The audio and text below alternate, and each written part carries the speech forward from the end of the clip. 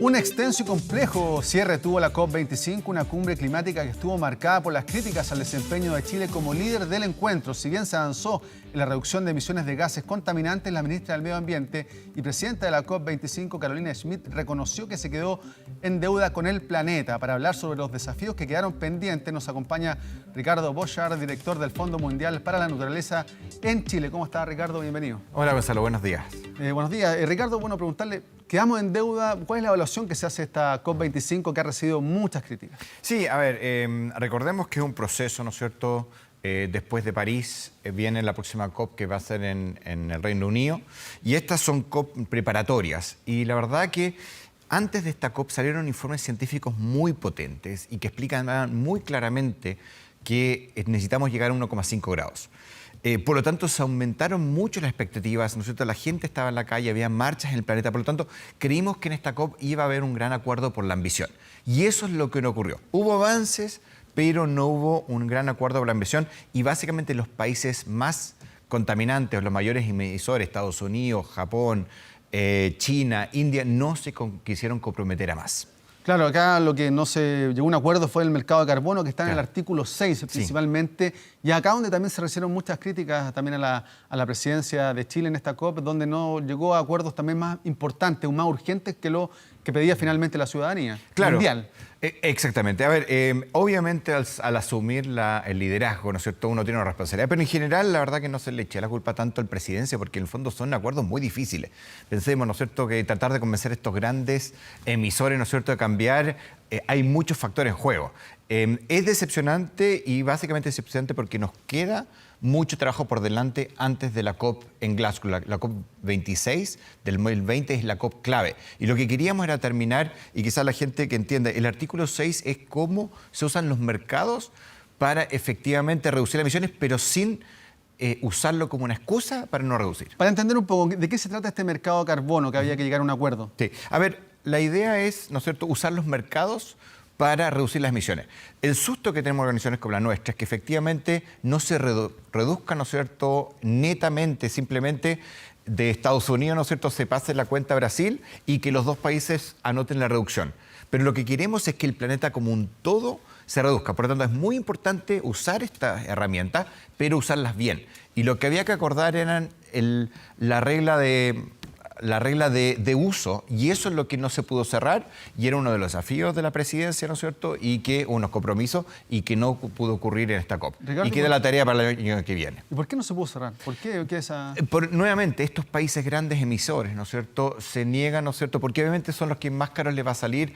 Hay una visión de los países en desarrollo, los países subdesarrollados que más les cuesta, quién va a pagar. Entonces, básicamente la gran discusión es por qué si tengo, ¿no es cierto?, un país en desarrollo tiene trillones de dólares en carbón bajo la tierra, ¿por qué no los voy a sacar? Bueno, si no los voy a sacar, que alguien me pague. Que me paguen los países que ya se desarrollaron. Los países que ya se desarrollaron dicen, no, yo no quiero pagar. Y eso al final es quién paga la cuenta del cambio climático. Y esa es un poco la desconexión y la frustración de ONG como la nuestra, cuando la ciencia es tan clara, la gente en las calles es tan clara, como que los políticos estaban en otra. O sea, yo siento que las negociaciones, yo estaba en la zona azul, ¿no es cierto?, estuve todas las 2 semanas, afuera era, oye, hay que actuar, y adentro de las negociaciones, ¿no es cierto?, no se ponían de acuerdo.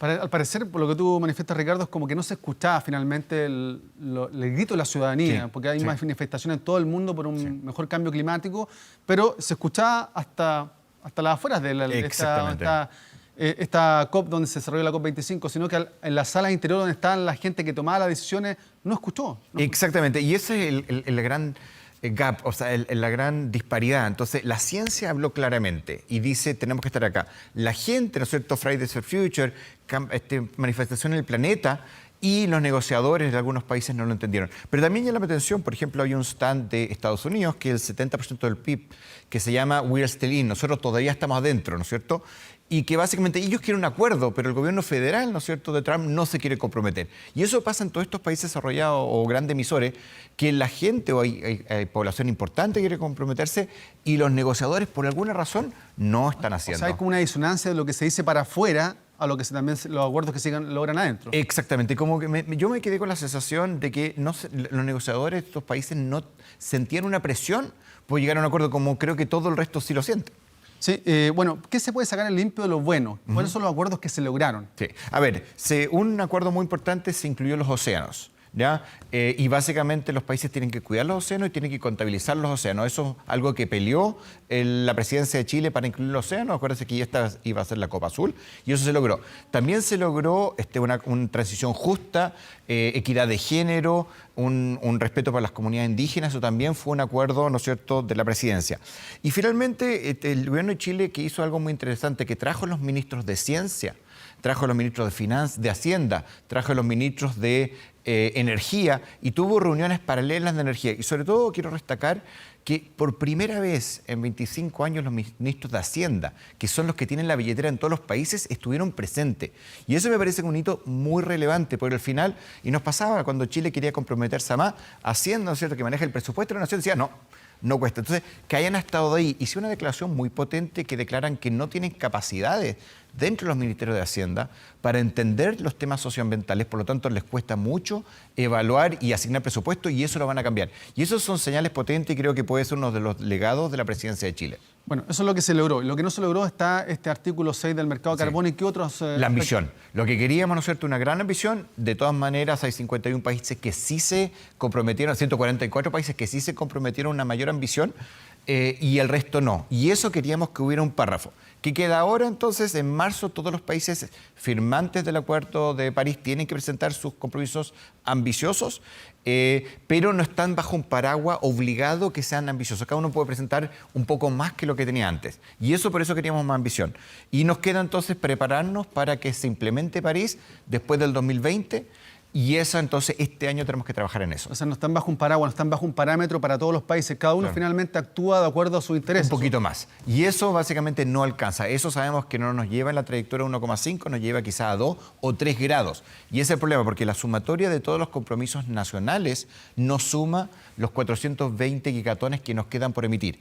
Y ese es el tema. O sea, hoy día estamos hablando de un presupuesto de carbono de 420 gigatones que nos queda para emitir en la humanidad y estamos emitiendo 41 gigatones por año. Por lo tanto, si no hacemos nada, en 10 años emitimos los que nos quedaba para emitir a 1,5 grados. Y por eso la urgencia. En esta COP25, por lo que hemos estado conversando, queda manifiesta también un poco el egoísmo de cada país en materia de medio ambiente. Sí, la verdad que yo estoy súper de acuerdo con lo que tú dices. O sea, cada uno por su solo. O sea, si a mí me afecta y eso es lo que yo sentí que los negociadores estaban yo por sí solo y como que no se entendió que compartimos un planeta y que básicamente tenemos que ir a más. Ahora, afuera habían cosas súper entretenidas. Por ejemplo, una empresa sueca que producía el acero libre de carbono.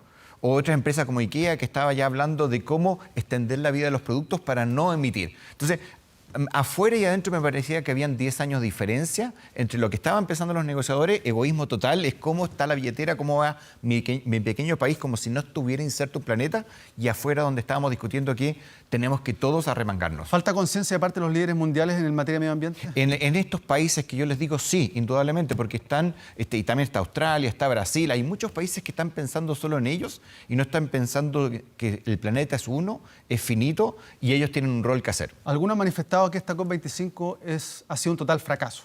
¿Comparte esa...? No, o sea, básicamente... Está teniendo en cuenta lo que hemos estado hablando, si cada país vela por su propio interés y no por un medio ambiente, por un planeta finalmente que pueda resistir estos cambios climáticos. A ver, uno habla de fracaso. La COP de Chile tampoco iba a ser la gran transformación mundial. O sea, lo que pasa es que hubo una reunión en Nueva York en septiembre por la ambición y con todos los informes que sacó el IPCC yo creo que todos creamos expectativa. Yo creo que es un camino, creo que se podría haber avanzado mucho más, creo que quedó mucho más claro, este es un trabajo de ajedrez, quién está por dónde. Y este año en la ONG tenemos que ser muy claras para decir quién no está por el planeta, para que la gente sepa, ¿no es cierto?, y tiene un costo. Yo me quedaba con la sensación que los negociadores podían decir que no tenía ningún costo, ¿no es cierto? En la Comisión Ballenera se sabe que Japón caza ballenas, todo el mundo lo sabe, y sabe que tiene un costo y Japón lo paga, ¿no es cierto? Acá me da la impresión que nadie sabía que Arabia Saudita se estaba oponiendo a qué, o que Estados Unidos se estaba oponiendo a qué, o Brasil, y eso básicamente creo que tenemos que ser mucho más claras, la ONG es independiente, decir quién y que tenga un castigo. Y en ese sentido, ¿cómo está Chile? Chile está, bueno, nosotros teníamos un NDC que es el compromiso de Chile. Ese se iba a presentar a la COP y con la crisis se aplazó. Igual lo que postuló para consulta ciudadana es bastante ambicioso, esperamos que se cierre y si básicamente discutamos que el PIC de Chile sería el 2023, hoy día el 2027, podría ser uno de los compromisos más ambiciosos del planeta de los países. Por lo tanto, y eso tiene que presentarse en marzo y espero que el gobierno siga en esa línea porque la verdad que creo que le habría ayudado al gobierno haber tenido, en la presidencia, haber tenido un compromiso ambicioso ya firmado por ley de los más ambiciosos del mundo, le habría dado mucha espalda. Eso no se llegó, pero sacarlo en marzo, que sea ambicioso, puede decir, oye, yo soy un país desarrollado y sí me comprometo. En ese sentido, el cierre de estas termoeléctricas a carbón, se ha anunciado 4 para los próximos 2 años. Sí. ¿Podrían haberse anunciado más? También terminar con esta zona de sacrificio, por ejemplo, en Ventana y otras partes, en Tocopilla, por ejemplo. ¿No? Bueno, es un muy buen punto. El compromiso fue hasta el 2040. Se anunció adelantar ciertas centrales y la gran pregunta es si vamos a poder traer la energía solar al sur. Es lo que estaba hablando la ministra, ¿no es cierto? Una línea de transmisión, yo creo que es posible. Y veo el gobierno, y son las conversaciones que estamos teniendo ahora ya para Chile, para que Chile se comprometa. Igual se está comprometiendo un presupuesto carbono de 1.10 o de lo que diga la ciencia. Eso es muy potente. Otros países nos están comprometiendo un presupuesto carbono. La discusión que tenemos ahora es cuándo tenemos el PIC y cómo lo achicamos. Y esas son las discusiones que estamos teniendo. Pero yo vi a la ministra, lo poco que conversar con ella, porque la verdad que estaba en las negociaciones con mucha ambición para presentar un compromiso ambicioso de parte de Chile. Ella misma dijo que estaba insatisfecha con sus resultados. Sí, o sea, está insatisfecha con los resultados de la COP, ¿no es cierto? En general, para que se sepa, no se le echa la culpa a la presidencia de las fallas, se le echa la culpa de la presidencia a las COP, a los países que se opusieron. Y eso creo que es bueno, claro, la presidencia también puede hacer tanto para motivar a la gente a subirse. En ese sentido, ¿qué es lo que faltó en esta presidencia de Chile? Es ¿Faltó una mayor buena experiencia? ¿Cómo? ¿Faltó mayor experiencia? Puede ser, la verdad que yo todavía no tengo un compromiso certero, venimos llegando, ¿no es cierto? Hay muchos rumores, era muy difícil hablar con la gente. Yo creo que quizá lo que faltó es saber quiénes se iban a oponer antes de la COP, antes de Madrid. Y eso que habría estado muy claro para todos. Y en los pasillos saber, mira, ahí viene la delegación que no se quiere comprometer. Creo que es un trabajo que no se hizo y no había ningún costo para las organizaciones adentro oponerse. Sí, mira, dentro de las conclusiones en este cambio climático y sus efectos, decía que es desigual para mujeres y niñas. Sí. Algo que llamó mucho la atención. ¿Por qué? Bueno, a ver, lo que nosotros venimos como WF promoviendo es la transición justa. ¿Quiénes van a ser los más afectados por el cambio climático? Los países pobres y básicamente dentro de eso los grupos más desposeídos. Y los dos grupos que tú dijiste generalmente son los más desposeídos de la sociedad. No solamente los migrantes, pero mujeres y hombres. Por eso es importante el tema de género, es importante hablar de comunidades indígenas, es importante. Algo se avanzó y se incluyó algo en este COP, en esta declaración de la COP25, pero igual tenemos que seguir en esa línea. La transición justa es fundamental. ¿Ya? Incluso cuando hablamos de cerrar carboneras va a haber personas que se van a quedar sin trabajo, cerca de 2.000 puestos, por lo tanto vamos a la zona de sacrificio, ¿no es cierto? Terminamos, esas son zonas de injusticia por contaminación, por lo tanto es algo que tenemos que trabajar. En Chile tenemos hartos pasivos ambientales que tenemos que trabajar, las contaminaciones en la ciudad del sur, no solamente, ¿no es cierto?, donde producimos carbón, donde tenemos las refinerías de cobre, sino en la ciudad del sur es donde las personas, ¿no es cierto?, más afectadas.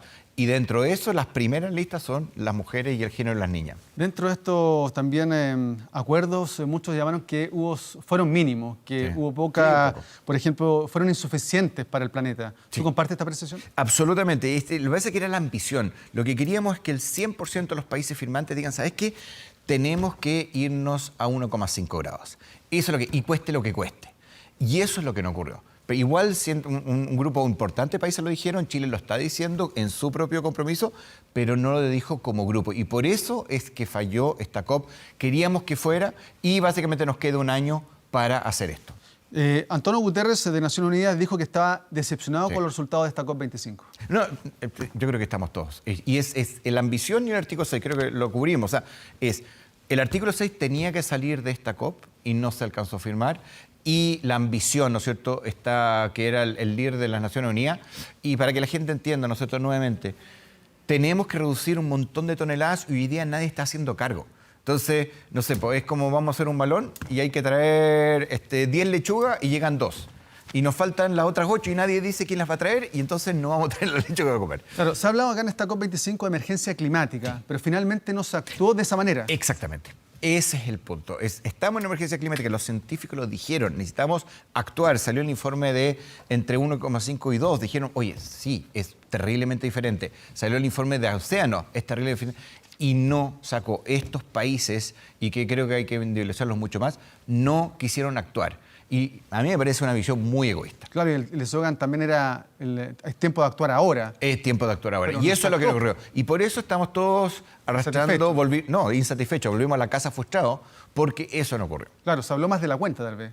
Sin No, llegar a los hablamos acuerdos. lo que necesitábamos. Pero Hablamos previo a la COP. previo a la COP. O sea, hablamos que era lo que necesitábamos, pero en la COP no ocurrieron los acuerdos. Si la presidencia pudo haber hecho más, pudo no haber hecho más, la verdad que tenemos que ver. Yo no he podido hablar con la ministra, entender las negociaciones internacionales. Son complicadas, los escalones son gigantes y necesita 100% de acuerdo. O sea, un país que se oponga a un texto y muere. Por lo tanto, por eso también las negociaciones son muy complejas. ¿Cuáles son los países más también de Latinoamérica que más se opusieron, entre ellos Brasil?